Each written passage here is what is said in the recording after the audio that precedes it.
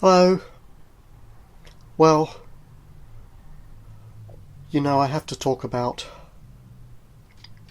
the new beast from the east, the sprinkling of fairy dust that we've received from the Middle Kingdom, or the Celestial Kingdom.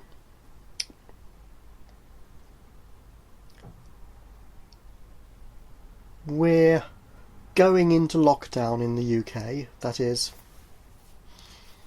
most companies aren't actually waiting for the government to tell them to close. Small businesses are, but big companies, like where I've been working, have been preparing for a couple of weeks anyway. Not, a bit late, but getting there. And that seems to be the way with all of them, speaking to colleagues in other companies.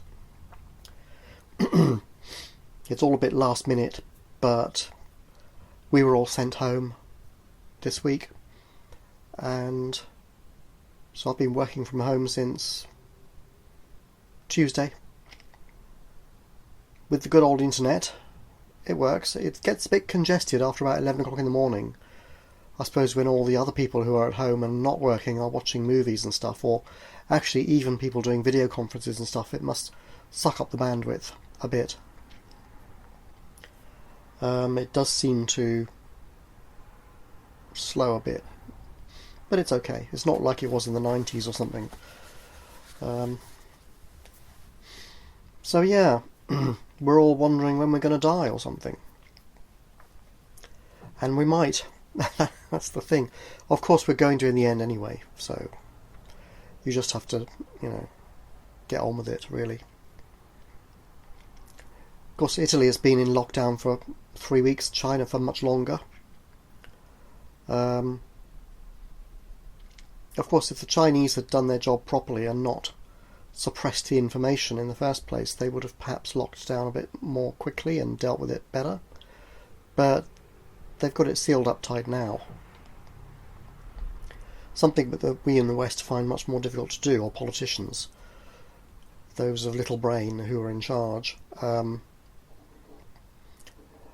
They, I suppose, are concerned that the public won't like it. But I think it's quite clear now that people understand the need for it. Yes, there are lots and lots of people online saying, "Oh, it's just the flu. Has killed more people," but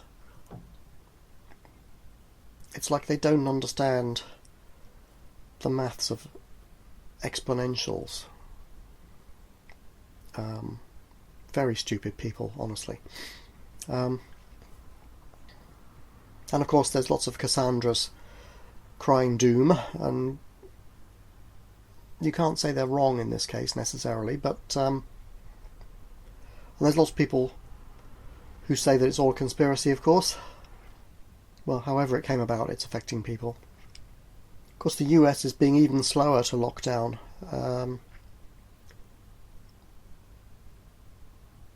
They'll pay for it.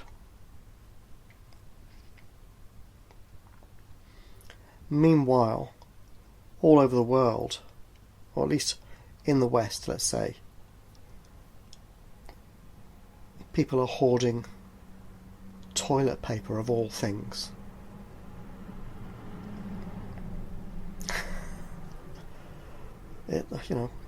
The reason is, of course, if I may say so, they must be shitting themselves. Because they're certainly not using their brains. Anyway, you can check out the figures elsewhere. They're changing daily, of course. Still growing exponentially in Britain and other countries, except it's obviously slowed down in China, and almost stopped, in fact, in China, and I think South Korea's getting on top of it. Italy has not got on top of it at all yet. France, we need to wait a couple of weeks for France, and we'll know. Britain and the United States, not really yet.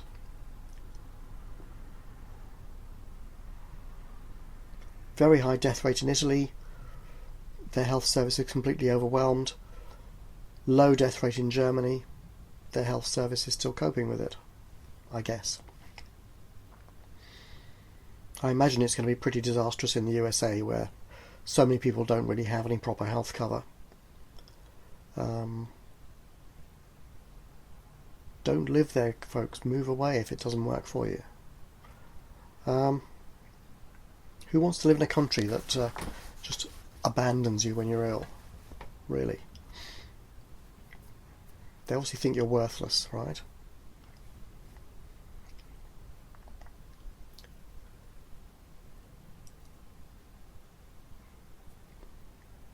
On the plus side, maybe, there are now greatly reduced particulates in the atmosphere and less carbon monoxide and nitrous oxide and things like that in the air. Good. But the lack of particulates will probably mean we're going to have a warm spring, because they do block the sunlight a bit. But on the other hand, the lack of carbon dioxide going into the atmosphere might counter that a bit. Who knows? It's all complicated. The carbon dioxide effect tends to be long term anyway. Particulates is pretty quick. And meanwhile, the economy is going into free fall, obviously. The government finally told restaurants and places like that to close as of yesterday. Takeaway is still allowed at the moment, which is perhaps a good thing, I don't know.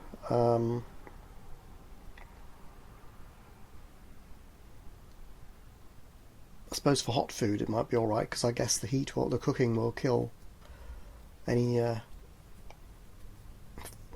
infections on the food, I don't know. Travel is collapsing. There's no foreign travel to speak of. BA pilots have taken a 50% pay cut. Property market dead in the water. Uber apparently, business down about 70% in some areas. The hospitality industry collapsing. Some wonderful company, Britannia Hotels, told its staff that their services were no longer required. And those people live in the hotels. They were also kicked out of their accommodation. So I won't be going to Britannia Hotels ever, I think. Surely the hotels are going to be empty. What's wrong with leaving your staff in there for a few weeks?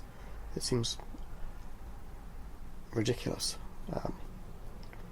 These companies are run by people, of course, who do have somewhere to live, but who perhaps shouldn't have. Now,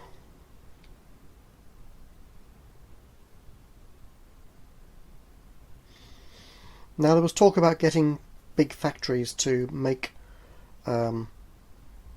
intensive care unit equipment, ventilators and oxygen tanks and stuff like that. But if the factories have to close because people are being sent home, how's that going to happen? It seems a bit strange to me. And yes, unemployment is zooming up. I understand it's doubled in Norway over the last week. But that only means an extra 86,000 or so by their standards. But still, that's sharp. And I guess the same is happening here, where the figures are a bit slower to come through. And the government has said it will pay 80% of the wages of people who can't work because of the situation. But you can be sure they will define that in awkward ways. So if you've already been sacked, you probably won't be covered, I would guess. So if your company doesn't sack you but can't pay, then the government will. But if they do sack you, what happens then? You get this chronic universal credit after maybe a few weeks. And instead of getting 80% of your wage, you'll get 30% of it, or something. Yeah. And of course self-employed people have not been supported at all yet in this country. So there's a lot of businesses suddenly with 0 customers, unable to do their business at all. And whose savings are going to be sucked up because they won't be entitled to benefits because they have business capital savings, which is what they use to run their business. But now, with no business, it's just money, and it will be looked at and saying, oh, you can afford to live on that. So yeah, they live on it for a while, then they go on benefits, and then when the situation is over, they don't have any way to start a business up again because they've used the money up.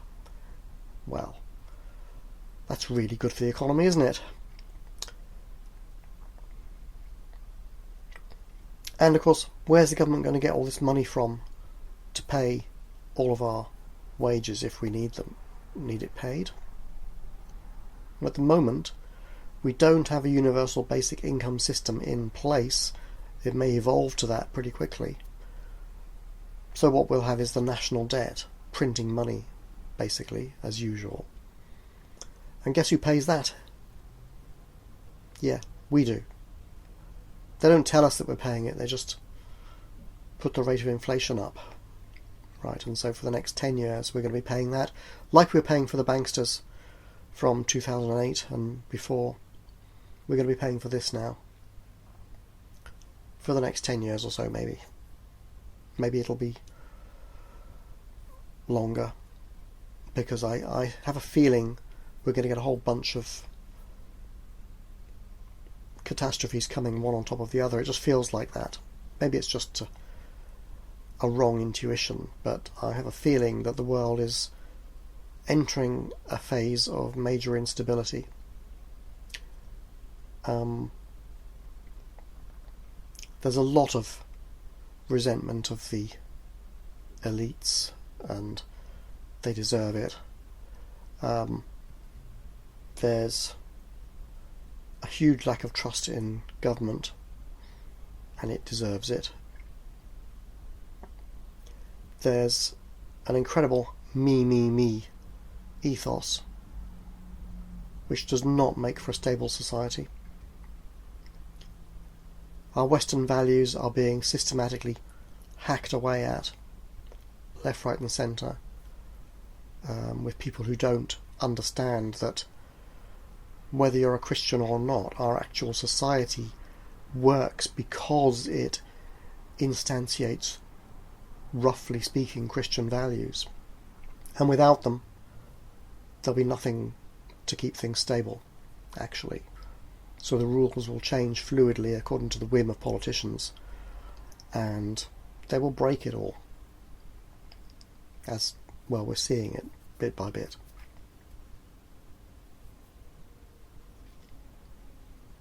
We're being told to drop the use of cash because it can carry infection. We know the powers that be want to get rid of cash anyway, because with electronic transactions they can track you. They know everything you buy, where you buy, where you were literally, or at least where your card or phone was. They can advertise to you, therefore.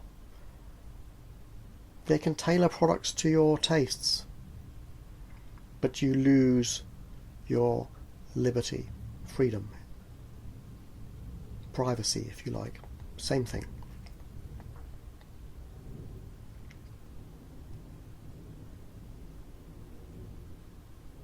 You're always in the position, maybe, of having to justify what you do to some bureaucrat one day. Maybe the unemployment people will be able to look at your shopping record and say, well, you're spending too much on cabbages. You're not going to get your benefits. It's going to happen. Not yet, but it's heading that way.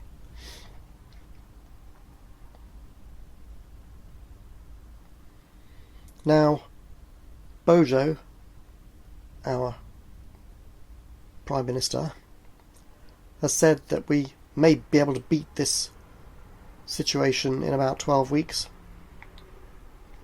I think he's optimistic.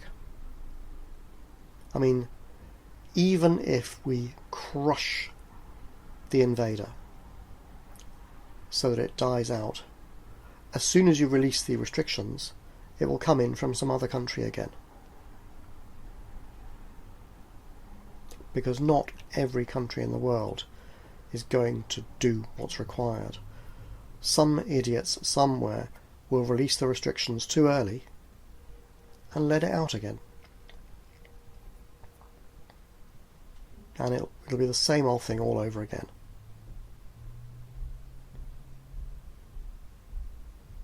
Anyway, we can expect to be mostly indoors, certainly for the next 3 months, and my bet is longer, or at least on and off.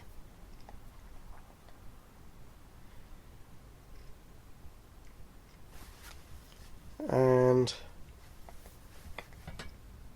I don't have 3 months worth of food stashed, but I've got some. And I can just top it up from the supermarket, even though the idiots are hoarding all sorts of stuff. You just buy the bits they don't want. There's plenty there. I don't eat toilet paper anyway, so it doesn't matter.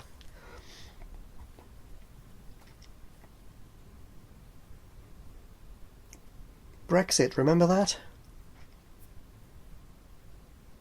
Who cares? It's actually minor compared with what's happened instead. Will they use the current issue to go back on Brexit? It could happen. Let's deal with the current issue anyway.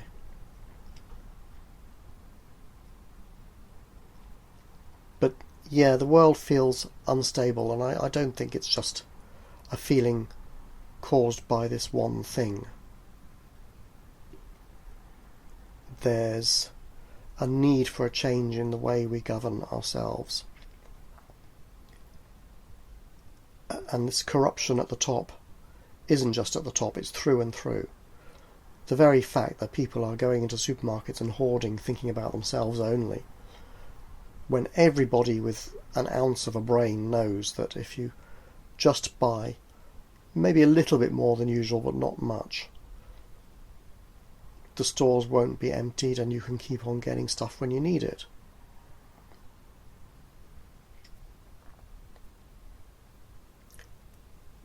So this selfishness is both caused by and causes the kind of world we're living in. We take our guidance from the top, and it's plain as day that the people at the top are mostly corrupt.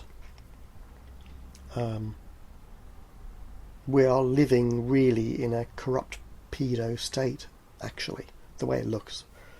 I mean, okay, the head of the World Health Organization is a Marxist terrorist. Right. Have a look at his Telios's background.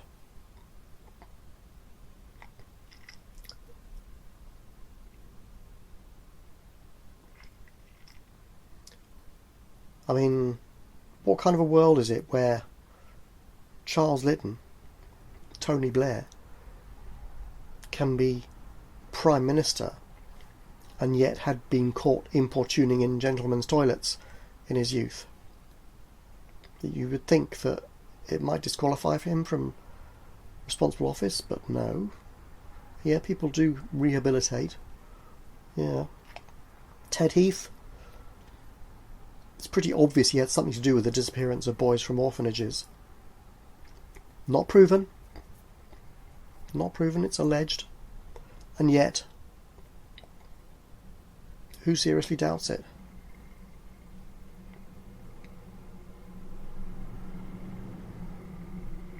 Influential people all over the place. Jimmy Savile, right, and his royal friends.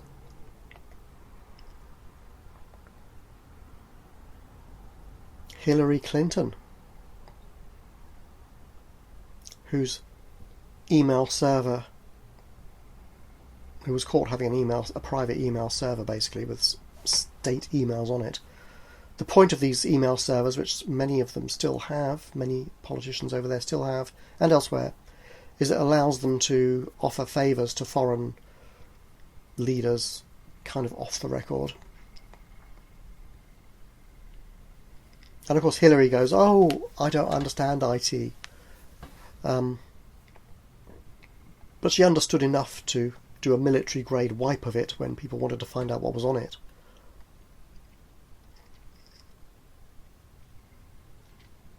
Again, you can look up lots of suspect info about the Clintons and others. The difficulty is, of course, it's not proven yet. I think it'll come out, but the way these things come out is after they're dead. Of course, we got Mr. Epstein. I mean, yeah, something might come out from that still. But why are these people not being prosecuted? Maxwell. She's even after a bit of his estate now.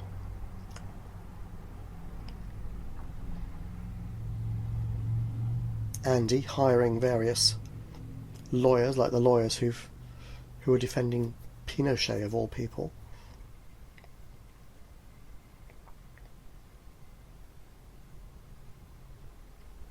It makes you think, yeah, it might take an apocalypse to wipe these creeps out.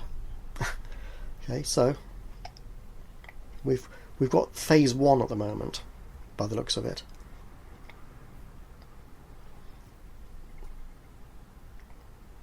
I mean, I suppose if you want to look at Revelation, you're looking at the mountain striking the earth. The best bet for that at the moment is Apophis, 325 metres across asteroid, due to near miss by about 65,000 kilometres, 40,000 miles. April 14th, 2029. 9 years from now, almost exactly.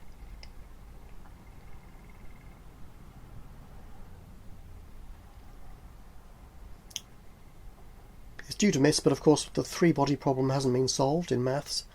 So when doing the calculations, they're always approximations. The two-body problem in maths, like two objects attracted by gravity, there's an exact solution. You can work out precisely where they will be at any given time. But when there's three or more, you have to use approximations because we don't have an actual exact equation that gives proper exact answers. So best bet, taking 1 point per day, is 65,000 kilometres near miss. But of course, if some other object goes nearby and perturbs its orbit, all bets are off. So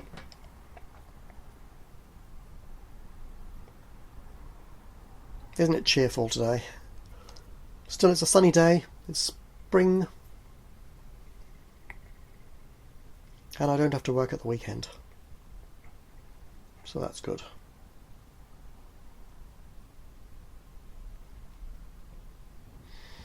Any comments?